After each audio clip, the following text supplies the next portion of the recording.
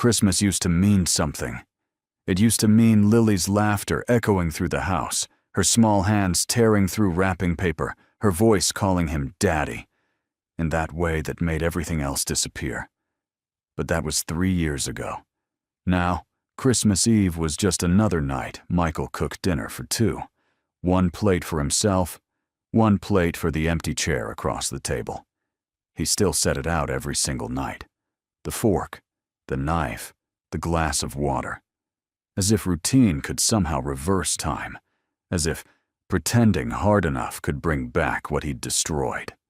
That evening, driving through town to escape the silence of his own home, he saw them, a mother and twin children standing outside a closed grocery store, holding a cardboard sign that read, "Need food for my children." He should have kept driving. He'd spent 3 years learning how to ignore the world, how to live inside his grief like it was the only room left.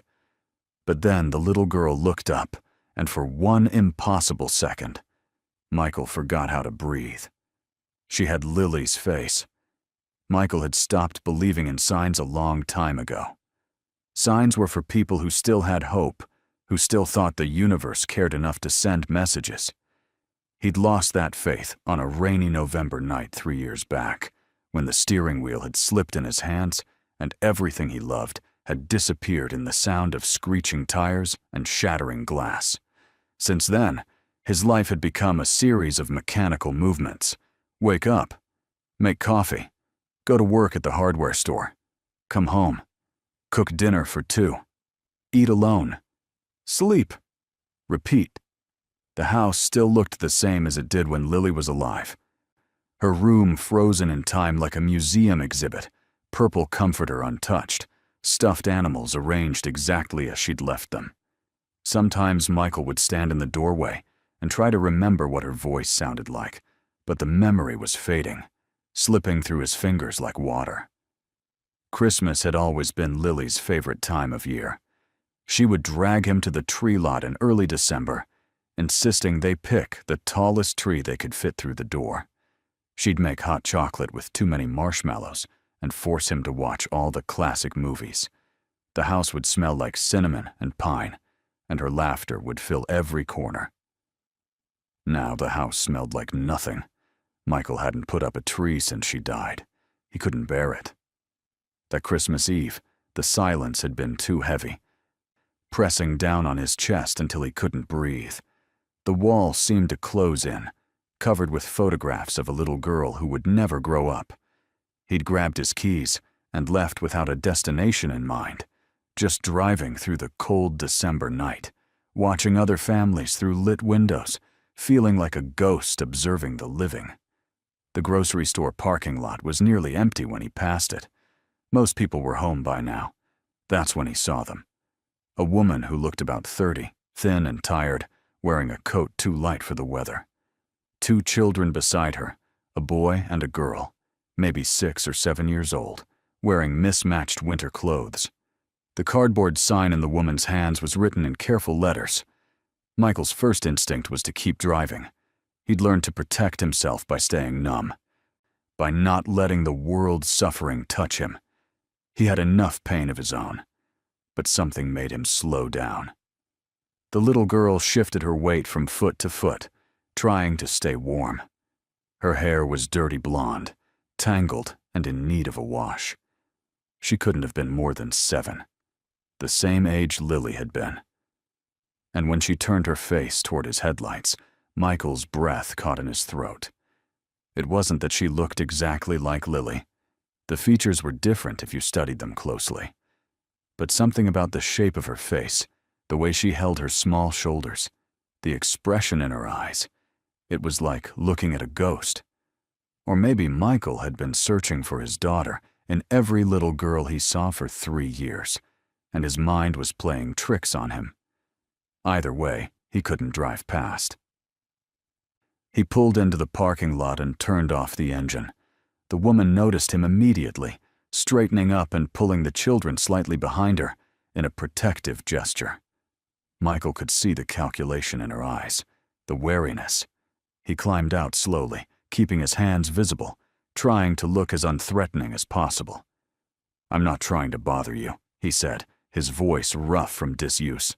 "I just wanted to help. There's a diner about 2 blocks from here. Still open. Would you let me buy you and your kids some dinner?" The woman's expression didn't soften, but something flickered in her eyes. "We're fine," she said automatically, but her voice lacked conviction. The little boy tugged on her sleeve, and Michael could hear his stomach growling. "Please," Michael said. "It's Christmas Eve. Nobody should be hungry on Christmas Eve." The woman looked down at her children, then back at Michael, weighing the risks. Finally, she nodded once. "Just dinner, that's all." They walked to the diner, and Michael followed in his truck. The place was nearly empty. They sat in a booth, and the woman introduced herself as Grace. The children were Abby and Tyler, twins. "Order whatever you want," Michael told them. Tyler's eyes went wide as he looked at the pictures of burgers and fries. While they waited for the food, Michael learned pieces of their story. Grace had left her husband 6 months ago. She didn't say why directly, but Michael could fill in the blanks from the way her hand unconsciously moved to her ribs when she talked about him. They'd been staying in a shelter in Cincinnati, but there wasn't enough space.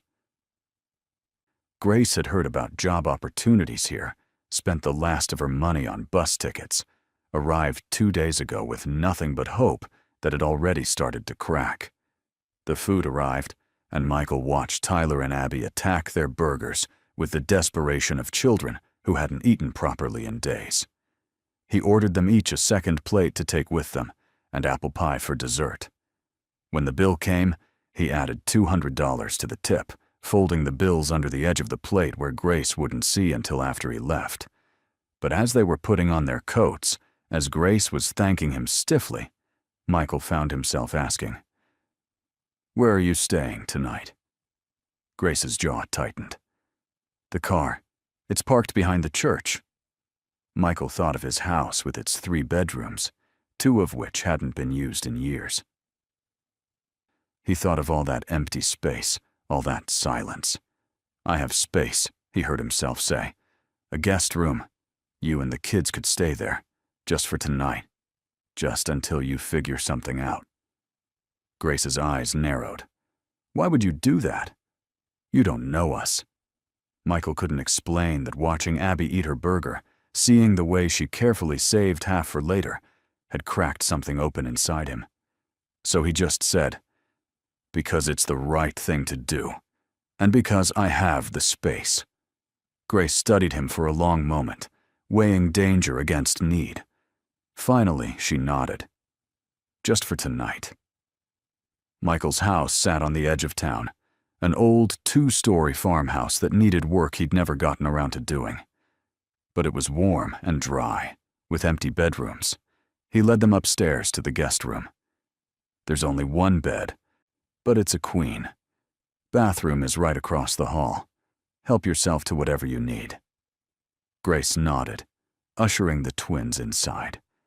Michael started to turn away, but Abby's voice stopped him. "Thank you, mister," she said softly. Her voice had a slight lisp, the kind little kids get when they're missing front teeth. It reminded him so much of Lily that for a moment he couldn't speak. "You're welcome," he managed finally. "Sleep well." He went to his own room but didn't sleep.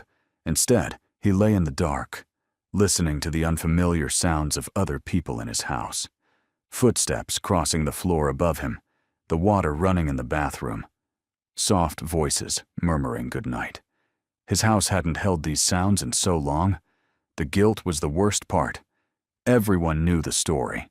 Small towns didn't keep secrets. Michael had been drinking that night, just 2 beers. Not enough to fail a breathalyzer, but enough to slow his reflexes by a fraction of a second. The roads were slick. Lily hadn't been wearing her seatbelt because she'd unbuckled it to reach a toy. The truck had come out of nowhere, running a red light. Michael had swerved. His side of the car had been fine. Lily's side had taken the full impact. The other driver was in prison now, but Michael knew the truth that no one else would say out loud. If he'd been more alert, maybe Lily would still be alive. The drunk driver had pulled the trigger, but Michael had loaded the gun. He must have dozed off eventually because he woke to sunlight and the smell of coffee brewing. Grace was in his kitchen, making breakfast. She'd found the eggs and bread. The twins sat at the table, looking more rested. "You didn't have to do this," Michael said from the doorway. Grace jumped slightly, startled. "You fed us and gave us a place to sleep," she said. "Least I could do is make breakfast." They ate together, and it was strange how normal it felt, like they were a family. Tyler chattered about Santa Claus and whether he would still come. Abby was quieter, but she watched Michael with an intensity that made him uncomfortable, as if she were trying to figure something out. After breakfast, Grace began gathering their belongings, preparing to leave as promised. Tyler was complaining about having to go. Michael stood in the hallway, watching, thinking about the day ahead. Christmas Day. He'd planned to spend it the way he spent every Christmas since Lily died, avoiding it. The thought of returning to that emptiness, that silence after having people in his house again, made something twist in his chest. "Stay," he said suddenly. Grace looked up, startled. "It's Christmas. You shouldn't spend it in a car. The room's just sitting there empty anyway. Stay for a few days, at least until you find something more permanent." Grace's expression hardened into suspicion again. "Why? What do you want from us?" "Nothing," Michael said honestly. "I don't want anything. I just have space, and you need it. That's all." Grace looked at her children, then back at Michael. Pride versus practicality. Suspicion versus need. Finally, need won. "A few days," she said firmly, "and I'll clean, cook, whatever you need. I'm not a freeloader." "I don't think you could be a freeloader if you tried," Michael said. The next few days fell into an unexpected rhythm. Grace cleaned the house from top to bottom, tackling years of neglect with fierce determination. She cooked actual meals, the kind Michael hadn't eaten since his wife left. Pot roast and mashed potatoes, spaghetti with homemade sauce. The house began to smell like a home again instead of a mausoleum. The twins brought a different kind of change. Tyler's energy was exhausting and infectious. He explored every corner of the property, finding things Michael had forgotten existed. An old tire swing, a basketball hoop. He talked constantly, an endless stream of questions and observations that somehow wasn't annoying. Abby was quieter, but her presence was just as noticeable. She had a habit of appearing silently in doorways, watching Michael with those serious eyes that seemed too old for her face. It was Abby who found Lily's room. Michael had left the door slightly open, something he did sometimes so he could see inside when he passed by. 3 days after Christmas, he came upstairs to find Abby standing in the doorway, staring at the purple comforter, the stuffed animals, the bookshelf full of chapter books.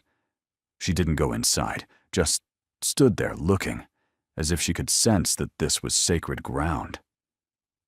"Who lived here?" she asked, when she noticed Michael behind her. Her voice was barely above a whisper. Michael's throat felt tight. "My daughter. Her name was Lily." "Where is she now?" The question every child asked, innocent and devastating. "She died 3 years ago." Abby was quiet for a long moment. Then she said, "My grandma died. Mommy said she's in heaven now. Is your daughter in heaven too?" Michael didn't believe in heaven anymore. But he couldn't say that to this child. "Maybe," he said instead. "I hope so." Abby reached out and very gently touched one of the stuffed animals on Lily's shelf, a worn teddy bear. "She had a lot of toys. I bet she was happy."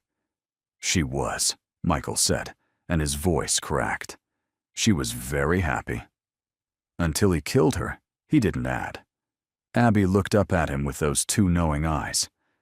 "Mommy cries at night sometimes. About Daddy. She thinks we don't hear. But we do." Do you cry about your daughter? The question was so direct, so childishly honest, that Michael didn't know how to answer. Sometimes, he admitted. Not as much as I should. Mommy says crying is okay. She says it means you loved someone a lot. Michael had to turn away then, pressing his palm against his eyes. This little girl, with her simple wisdom, was unraveling him. He felt Grace's hand on his shoulder, gentle but firm. He hadn't heard her come upstairs. "Abby, honey, go check on your brother," Grace said softly. Abby nodded and slipped away. Grace waited until her footsteps faded before speaking again.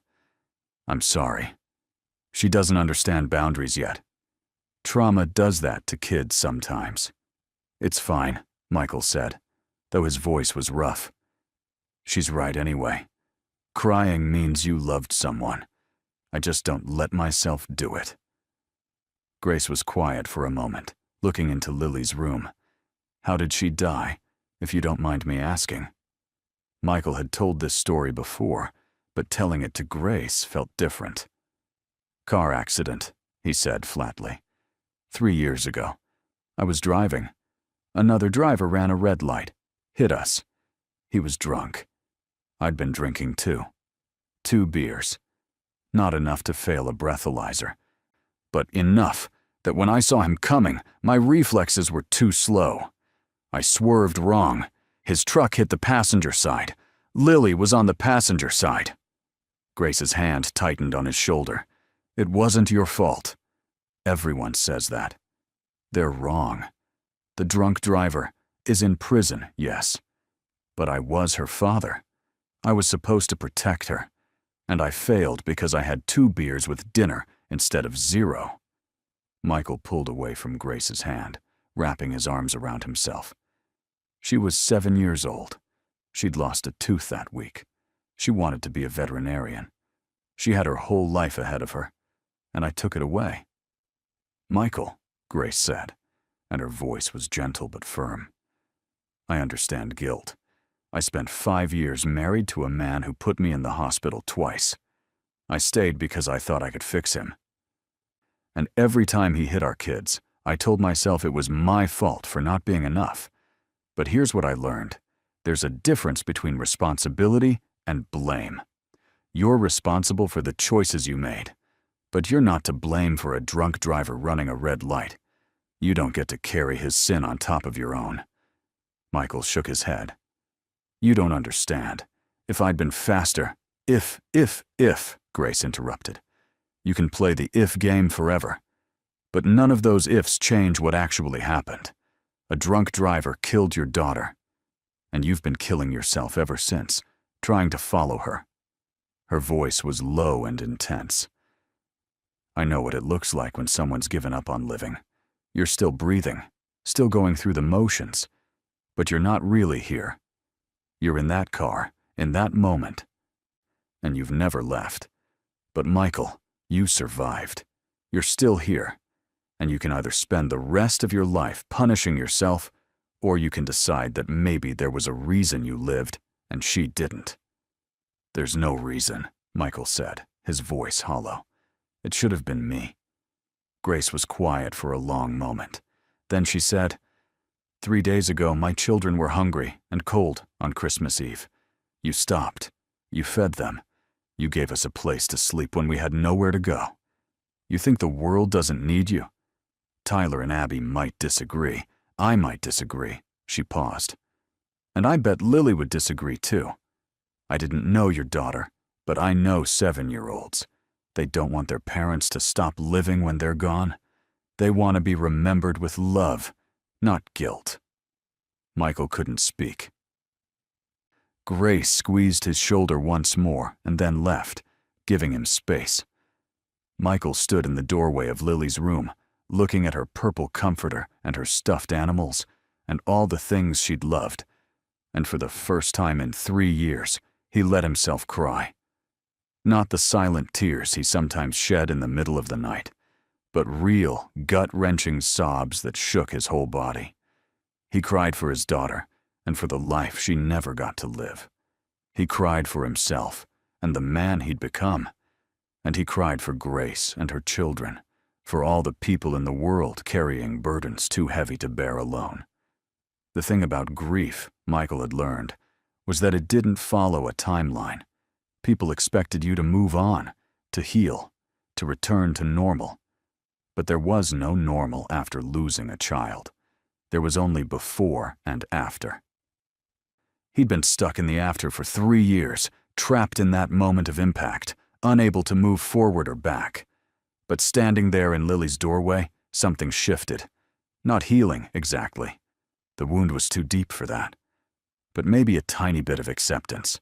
Maybe the smallest acknowledgement that he was still alive, still breathing. And that had to mean something. Over the next week, Grace found a job at a local diner. It wasn't much, just waiting tables for minimum wage plus tips. But it was something. She started looking for apartments she could afford, scanning classifieds and making calls. Michael found himself hoping she wouldn't find anything too quickly. The house felt different with them in it, less like a tomb and more like a home. But he knew they couldn't stay forever. Grace had too much pride for that, and he couldn't afford to get too attached. But Tyler had already wormed his way past Michael's defenses. The kid was relentless in his cheerfulness, chattering about everything and nothing, roping Michael into games of catch in the backyard. And Abby had taken to sitting near Michael in the evenings, not talking, just being present. Sometimes she'd draw pictures while he read. Sometimes she'd ask him questions about Lily, gentle questions that should have hurt, but somehow didn't. She wanted to know what Lily's favorite color was, what games she liked to play, what she wanted to be when she grew up. And Michael found himself answering, sharing memories he'd kept locked away for 3 years. It was Abby who suggested they do something with Lily's room. They were sitting together on a Saturday morning. Grace having taken Tyler to the grocery store. Abby was drawing a picture of a house with a family standing in front. "Your daughter would want someone to play with her toys," Abby said without looking up from her drawing. "Toys are sad when nobody plays with them." Michael looked at her, this small, serious child who spoke in simple truths. "You think so?" Abby nodded. "Mommy gave away Grandma's things after she died. She said Grandma would want people to use them, not just look at them. Maybe your daughter would want that too." Michael thought about Lily's room, preserved exactly as she'd left it. A shrine to a dead child. Was that what Lily would have wanted? Or would she have wanted her things to bring joy to someone else? "Would you like to play with some of her toys?" Michael asked, the words coming out rough. Abby looked up, her eyes wide. "Just some of them. The ones you think you'd like." Abby nodded slowly, then set down her crayon and took Michael's hand. Her palm was small and warm in his. Together, they walked upstairs to Lily's room. Michael opened the door wide this time. Abby walked in slowly, reverently, as if she understood the significance of this moment. She didn't grab things or rush around. Instead, she moved carefully, picking up items and examining them. Finally, she picked up the worn teddy bear, the one that had been Lily's favorite. "Can I have this one?" she asked. "I'll take good care of him." Michael's vision blurred. He nodded, not trusting himself to speak. Abby hugged the bear close, then looked around the room again. "The other toys should go to other kids," she said decisively, "so they can be happy again. But this one can stay with me. I'll tell him stories about your daughter so he doesn't forget her." And just like that, with the simple wisdom of a 7-year-old, Abby gave Michael permission to let go. Not permission to forget, never that. But permission to acknowledge that Lily was gone, and keeping her room as a shrine wouldn't bring her back.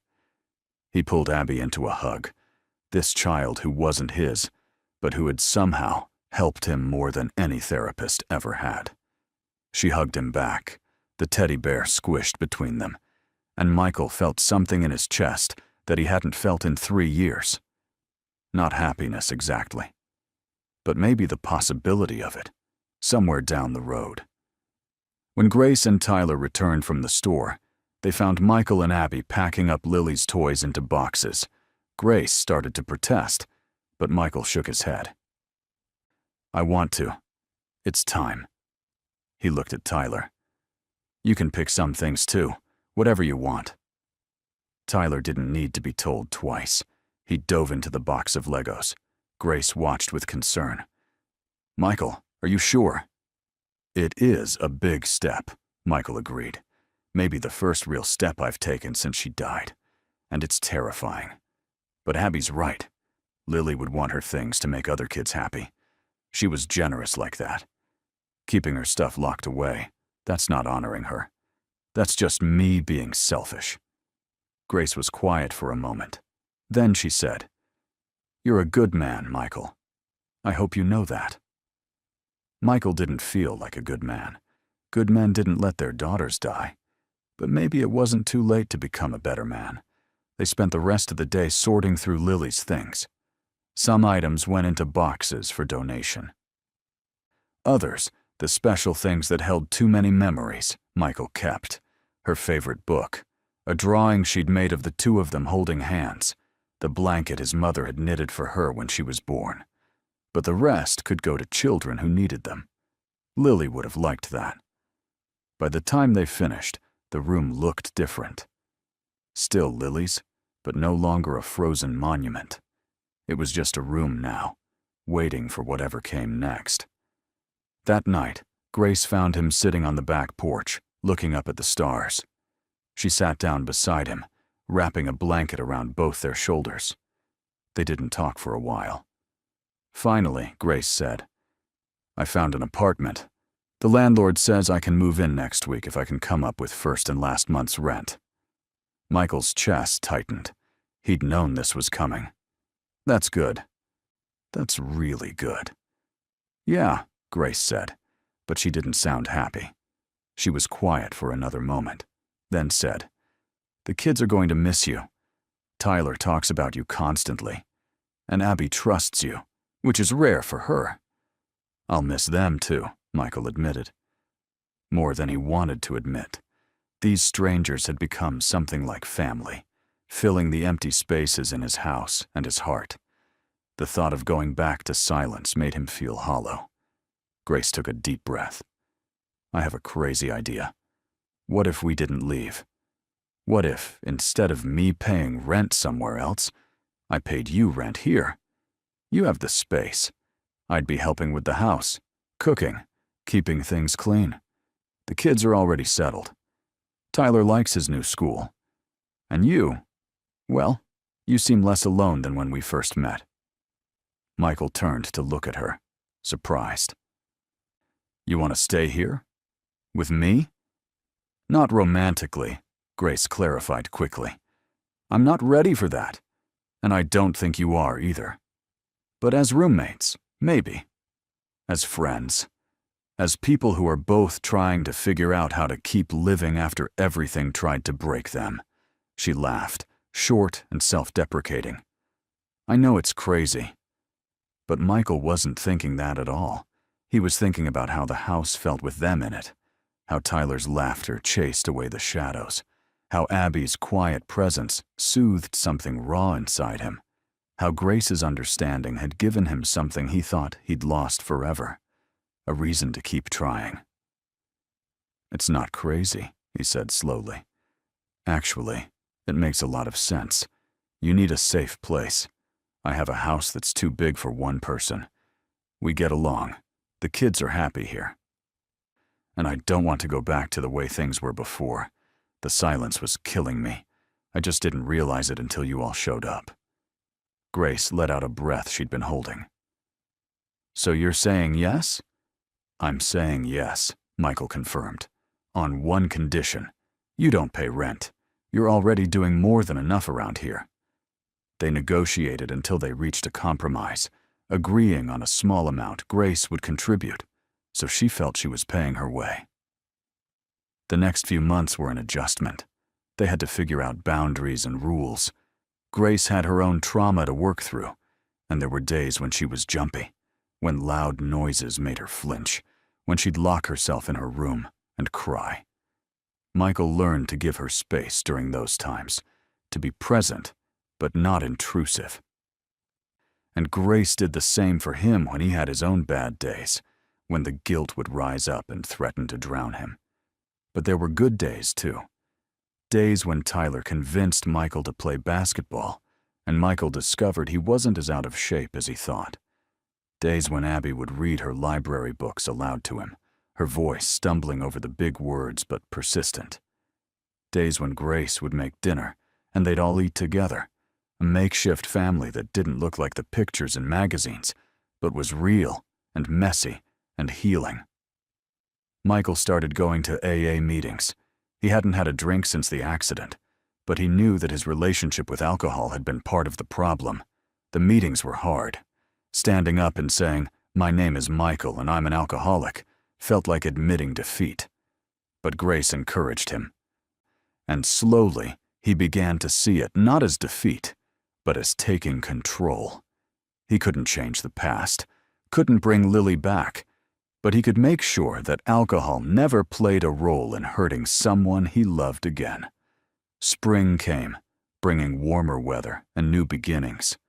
Michael and Tyler planted a garden in the backyard, something Michael had always meant to do. They planted tomatoes and peppers and herbs, and Tyler took charge of watering them every day, treating it like a sacred responsibility. Abby started taking piano lessons at school, and she'd practice on the old upright in Michael's living room. The house was full of music again, imperfect and stumbling, but alive. One Saturday in May, Michael did something he hadn't done in 3 years. He went to Lily's grave. He'd avoided it before. Unable to face the small headstone with her name carved into the marble, but Grace offered to come with him, and somehow having her there made it possible. They brought daisies, which had been Lily's favorite. Michael knelt in front of the grave, tracing her name with his fingers. "Hi, baby girl," he said, his voice cracking. "I'm sorry I haven't visited. I'm sorry for a lot of things. I'm sorry I wasn't a better father. I'm sorry I couldn't keep you safe." He paused, wiping his eyes. "But I want you to know that I'm trying now. I'm trying to be the man you deserve to have as a father. I'm trying to live in a way that would make you proud. And I hope, wherever you are, you know that I loved you. I love you. I will always love you." Grace knelt beside him, putting her hand on his back. "She knows," she said softly. They stayed there for a while, sitting in the grass, not talking, just being. And for the first time since the accident, Michael felt something like peace. Not happiness, not yet. The wound was too deep for that. But peace, acceptance, the understanding that he could carry his grief without letting it destroy him, that he could honor Lily's memory by living well rather than by dying slowly. As they drove home, Grace said, "Thank you for sharing that with me, for letting me be there." "Thank you for being there," Michael replied. "I couldn't have done it without you." "You're stronger than you think," Grace said. "You just needed someone to remind you." Michael thought about that. 3 years ago, a drunk driver had killed his daughter, and Michael had spent every day since trying to follow her into death. Not literally, but by giving up on life, by retreating into guilt and isolation. And then, on Christmas Eve, he'd seen a woman and 2 children begging for food, and something in him had woken up. Grace and her children had saved him, though they probably didn't realize it. They'd given him a reason to get up in the morning, a reason to care, and in return, he'd given them safety, stability, a home. It wasn't the family any of them had planned. It was messy and complicated and born from tragedy. But it was theirs, and it was real, and it was enough. The summer brought its own challenges and joys. Tyler turned 8 and wanted a birthday party. Michael went all out, inviting kids from school, ordering pizza, buying decorations. He even got Tyler the bike he'd been wanting. Watching Tyler's face light up made Michael's chest feel tight in a good way. This was what it meant to be alive, to care about someone else's happiness, to find joy in their joy. Abby remained quiet and serious, but she'd started to smile more. She'd made friends at school, other quiet kids who liked to read and draw. Sometimes Michael would find her in what used to be Lily's room, reading one of Lily's old books. He didn't mind. It felt right, Lily's things, bringing comfort to another little girl. As for Grace, she was thriving. The diner job wasn't glamorous, but she was good at it. She'd started taking classes at the community college, working toward a degree in nursing. It would take years, but she was determined. Michael admired that about her, that refusal to let circumstances define her future. They'd settled into a routine that worked. Grace and Michael would have coffee together in the mornings before the kids woke up. In the evenings, they'd eat dinner as a family. Then the kids would do homework, while Grace studied, and Michael caught up on things around the house. On weekends, they'd do activities together. Simple things like going to the park or watching movies. It wasn't perfect. They had disagreements about discipline and household chores and a dozen other things. But they'd learned to communicate, to compromise, to respect each other's boundaries. One evening in late August, after the kids were in bed, Grace and Michael sat on the back porch, like they often did. "I never thanked you properly," Grace said suddenly, "for everything you've done for us, for giving us a home when we had nothing." Michael shook his head. "You don't need to thank me. If anything, I should be thanking you. 3 years ago, I was barely living, just going through the motions. And then you showed up, you and the kids, and suddenly I had a reason to actually live again. You saved me, Grace." Grace was quiet for a long moment. Then she said, "I think we saved each other. That's how it works sometimes. Broken people finding each other and figuring out how to be whole again." She paused. Or not whole, exactly. Maybe just learning how to live with the cracks. "Learning to live with the cracks," Michael repeated. "I like that." He thought about Lily, about the guilt he still carried, but had learned to set down sometimes. He thought about Grace's ex-husband, the violence that had shaped her and her children. "We're all just walking around broken, trying to pretend we're not," he said. "Maybe the trick is finding people who can see your broken parts and not run away." "Maybe," Grace agreed. She leaned her head on his shoulder, a gesture of friendship and trust. They sat like that for a while, two broken people holding each other up, watching the stars wheel overhead. Autumn came with its blaze of color. Michael and Tyler raked leaves into huge piles just so Tyler could jump in them. Abby collected the prettiest leaves and pressed them in books, creating art she displayed on the refrigerator. Grace made apple pie from scratch, and the house smelled like cinnamon and home. As the anniversary of meeting Grace and the twins approached, Michael found himself reflecting on how much had changed. A year ago, he'd been going through the motions without actually being alive. Now, he woke up with purpose. He went to work, knowing he had people to come home to. He made plans for the future instead of just surviving the present. The guilt about Lily was still there. It would always be there. But it wasn't all-consuming anymore. He'd learned to carry it alongside other feelings. On Christmas Eve, exactly 1 year after that first meeting, Michael suggested they drive to that same grocery store parking lot. Grace looked at him questioningly, but agreed. They bundled the kids into the car and drove through the cold December night. The parking lot was empty now, but Michael could still picture them there. Grace with her cardboard sign, Tyler and Abby shivering in their thin coats. "Why are we here?" Tyler asked from the back seat. Michael glanced at Grace, who nodded. "This is where I first met your mom," Michael said, "a year ago tonight. She was standing right there, asking for help, and I almost drove past because I was so wrapped up in my own pain that I couldn't see anyone else's. But something made me stop. Maybe it was fate, or luck, or just random chance. But I stopped, And that choice changed everything. Abby leaned forward. You saved us. No, Michael said firmly. We saved each other. That's how it works. He put the car in gear and drove them home. That night, after the kids were asleep, Michael went to what used to be Lily's room. It was just a guest room now, but he could still feel her presence in it, like a warm memory that would never fully fade. He sat on the edge of the bed and spoke to the empty air. Hi, Lily, he said softly. I know I haven't talked to you in a while, but I think about you every day. I want you to know that I'm okay now. Not perfect, not happy all the time, but okay. I'm living again, really living, not just surviving. And I think you'd like Grace and Tyler and Abby. They're good people, and they've helped me more than they know. He paused, his throat tight. I hope wherever you are, you're at peace. I hope you know that I love you, that I'll always love you. And I hope you understand that learning to be happy again doesn't mean I've forgotten you. It just means I'm finally learning to live with losing you.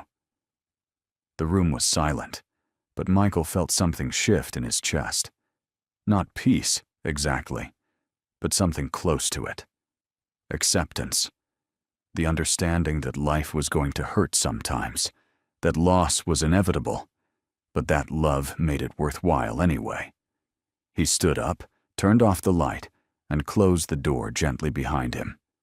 Downstairs, Grace was making hot chocolate, a Christmas Eve tradition she'd started. Michael joined her, taking the mug she offered. Thank you, he said. And he wasn't just talking about the hot chocolate. He was thanking her for showing up in his life, for letting him help her, for helping him in return, for being there, for staying, for choosing this weird little family they'd built from broken pieces. Thank you, Grace replied, understanding what he really meant. They clinked their mugs together in a quiet toast, to survival, to healing, to the unexpected ways life could surprise you. Outside, snow began to fall, covering the world in clean white silence.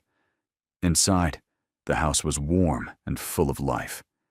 And Michael, who'd spent 3 years lost in grief and guilt, found himself exactly where he needed to be. Not healed, not fixed, but living. And that, he was finally learning, was enough.